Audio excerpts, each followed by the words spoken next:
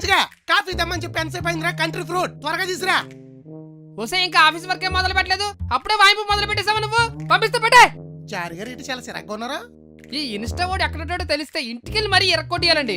ఆడేం చేయడండి? ఆడి సంపాదన కోసం మన సంసారాలు సంకనాకపోతున్నాయి కదండి.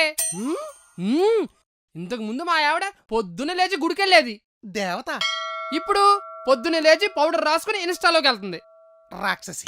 రీల్స్ రాక్షసి. మరి ఇంకా ఎలా ఎగుతున్నారండి? డివోర్స్ ఇచ్చి డోర్ అవతల గెడ్డలా పోయిరా? గంటేలాకపోయినండి. ఏ దాన్ని బయటికి గంటైతే నన్ను జైల్లోకి గంటేస్తారు కాబట్టి. ఏంటి దానికే? మా ఆవిడ ఫ్యామిలీలో మిలిటరీ బెటాలియన్లో అందరూ పోలీసులే. అమ్మని సెక్యూరిటీ ఉంటుందని చేసుకుంటే మీరు సెంటర్ అయిపోయారనమాట. ఈ మధ్యన రీల్స్ లో మరి రచ్చెక్కువైపోతుందండి. ఏమైపోతుందండి? అలా గ్రూప్ అంతా కలిసి ఏదో రీల్స్ కాంటెస్ట్ అని పెట్టుకున్నారండి. దానికోసం రోజు పొద్దున మా ఆవిడ బ్యూటీ పార్లర్కి వెళ్ళిపోతుంది. బ్యూటీ విత్ బ్రెయిన్స్ అన్నమాట. దాని మొహం దాని బ్రెయిన్ ఎక్కడ ఉందండి? డైలీ 3000 రూపాయలు దోలు తీరిపోతుంది నాకు. 3000? ఇండియాలో ఇన్కమ్ ట్యాక్స్ లాగా బ్యూటీ ట్యాక్స్ పెడితే హైయెస్ట్ ట్యాక్స్ పేయర్ మిస్టర్ చారీ గారు మీరే అవుతారు తెలుసా? ఆల్రెడీ అయిపోయినండి. పాపం. అయ్యారు ఏమైనా ఐడియా ఇవ్వచ్చు కదా?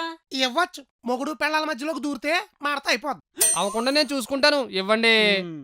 చూసుకుంటారా? అయితే ఈవినింగ్ ఇంటికి వెళ్ళేటప్పుడు ఒక ఎలకల బొందు తీసుకెళ్ళండి. ఎలకలు పోనా? ఎందుకు? ఎలకలు పట్టుకోవడానికి. లేవు కదా. ఉండవు. కల్పిత పాత్రలు ఉన్నాయని చెప్తాం. సాక్ష్యాధారాలు దొరకకుండా. పోలీస్ ఫ్యామిలీస్ కదా. మీ ఆవిడ మిడ్ నైట్ లో మంచి నిద్రలో ఉండగా షార్ప్ గా ఉన్న సిజర్ ఒకటి తీసుకుని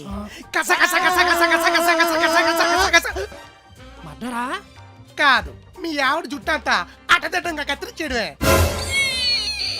ఏమైందని అడిగితే ఎలకలు కొట్టేసేయని చెప్తాం. కల్పిత పాత్రలో సాక్ష్యాధారాలు దొరకకుండా. ఐడియా క్రూయల్ గా ఉన్న చాలా కన్వీనియంట్ గా ఉంది శ్రీని గారు. మీరు మామూలు శ్రీని గారు కాదు శ్రీని గారు. జై సీనయ్య జై జై సీనయ్య. జై సీనయ్య జై జై సీనయ్య. జై సీనయ్య జై జై సీనయ్య. అయ్యారు చారి గారికి మంచి ఐడియా ఇచ్చారండి, అందుకే ఈ ఊపు. అవును, మాకన్నా ఊపు మీద ఉన్నావేంటి నువ్వు? అయ్య బాబాయ్, నాకు కొంచెం సిగ్గు, నేను చెప్పను. చెప్పా. నిన్నే పెళ్లి చూపులకి వెళ్ళి వచ్చానండి. సెట్ అయిపోయేలా ఉంది. మూడు మొత్తం దొబ్బింది. వెళ్ళిపోతారేంటి? లేకపోతే ఏంటి హ్యాపీ? ఇక్కడ పెళ్లి చేసుకున్న వాళ్ళు ఎలా హ్యాపీగా ఉండాలని ఏడుతుంటే హ్యాపీ అని పేరు పెట్టుకుని పెళ్లి చేసుకుని ఏడుతానంట. జాతకాలు కలిసే అంటానయ్య, జాతర చేసేద్దామని.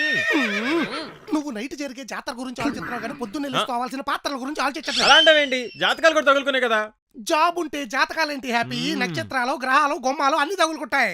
చలికాలం అన్నయ్య, ముహూర్తాలు కూడా పొలోమంటున్నాయంట. యంగ్ ఫీలింగ్స్ ని ఎంకరేజ్ చేయండి. చూసారా చారి గారు, నాకు కొంచెం సిగ్గుని ఇన్స్టా ఐడి పెట్టుకుని సిగ్గు లేకుండా ఎలా మాట్లాడతాడో. అన్నయ్య, అన్నయ్య స్థానాల్లో మీకు అన్ని అయిపోయిన తర్వాత తమ్ముడిని తొక్కేస్తారా? ఎంకరేజ్ చేయండి అన్నయ్య. తప్పదా? సిగ్గు లేకుండా. చారి గారు, పెళ్లి చేసుకుని మాలాగే నువ్వు కూడా సర్వనాశనం అయిపో.